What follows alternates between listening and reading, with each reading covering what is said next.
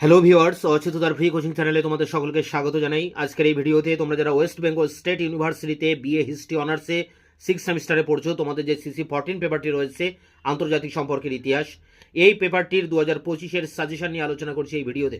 এবং প্রথমে এখানে বলে রাখি, সাজেশনের প্রতিটা প্রশ্নের উত্তর তোমরা পেয়ে যাবে একের পর এক ভিডিও লেকচার ক্লাসের ভিতর দিয়ে আমার এই চ্যানেলে। আমি ইতিমধ্যে অনেকগুলি প্রশ্নের উত্তর চ্যানেলে আপলোড করে দিয়েছি, ভিডিওর ডেসক্রিপশন বক্স থেকে তোমরা তার লিঙ্ক পেয়ে যাবে।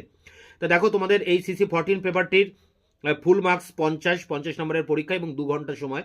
3টি ক্যাটাগরিতে প্রশ্নটা আসে। গ্রুপ এ বা বিভাগ কয়ে থাকে 5 নম্বরের প্রশ্ন 2টি লিখতে হয়। তার জন্য তোমরা যে প্রশ্নগুলো করবে দেখো, এখানে সাজেশন ক্ষেত্রে তোমরা 2023-এর প্রশ্নগুলো অবশ্যই দেখে যাবে, কারণ 2023-এর প্রশ্ন 2025-এ আসার চান্স সব থেকে বেশি থাকে। 2023-এ যে 5টি প্রশ্ন পরীক্ষায় এসেছিল সেই 5টি প্রশ্ন তোমরা এখানে পরপর করে যাবে।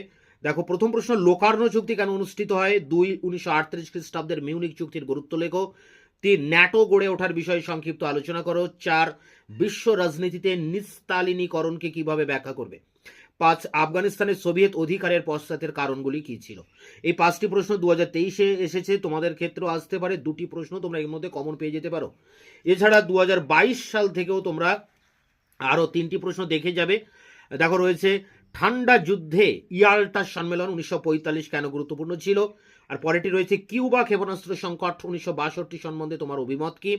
এবং তারপরে রয়েছে ভার্সাই সন্ধিতে উড্রো উইলসনের আদর্শবাদ কতটা স্বীকৃতি পেয়েছিল। তাই তোমরা এবার 2025-এর সাজেশনে তোমরা 2023 থেকে করবে 5টি প্রশ্ন, 2022 সাল থেকে করবে 8টি প্রশ্ন, এবং এক্সট্রা আরও 3টি প্রশ্ন তোমরা এখানে দেখবে অন্যান্য সাল থেকে। ক্ষতিপূরণ সমস্যা ব্যাখ্যা করো। আর পরেরটি রয়েছে প্যালেস্টাইন সমস্যা সম্পর্কে তুমি কি জানো।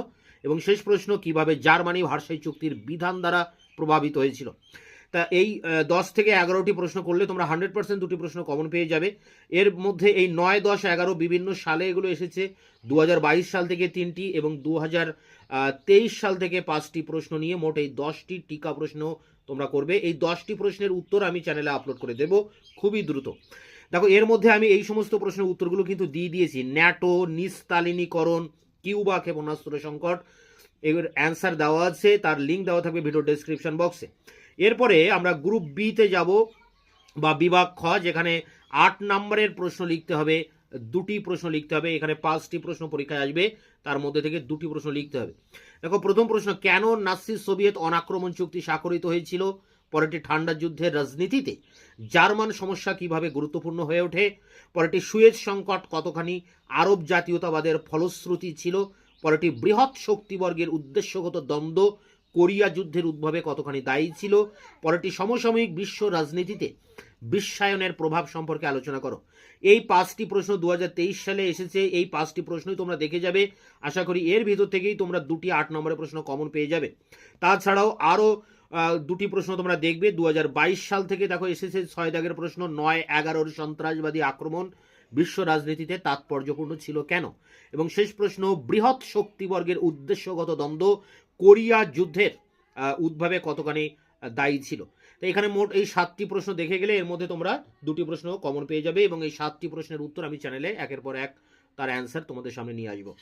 মার্কস 12 অর্থাৎ 12 নম্বরের প্রশ্ন 2টি লিখতে হবে, 5টি প্রশ্ন আসবে। তো সেই 5টি প্রশ্ন করার জন্য তোমরা 2023 সাল থেকে যে 5টি প্রশ্ন এসেছে সেই 5টি প্রশ্ন সবার আগে দেখবে। অর্থাৎ প্রথম দেখো যে প্রশ্নটি এসছে, 1920-র দশকে ইউরোপীয় রাজনীতিতে ক্ষতিপূরণ সমস্যা ব্যাখ্যা করো। পরেরটি, 1930-এর দশকে আন্তর্জাতিক সম্পর্কের উপর মহামন্দার প্রভাব লেখো। ক্ষতিপূরণ সমস্যা, মহামন্দার সমস্যা। পরেরটি, তুমি কি মনে করো ভাবাদর্শগত পার্থক্যের কারণে ঠান্ডা যুদ্ধ সংগঠিত হয়, অর্থাৎ ঠান্ডা যুদ্ধের উদ্ভব।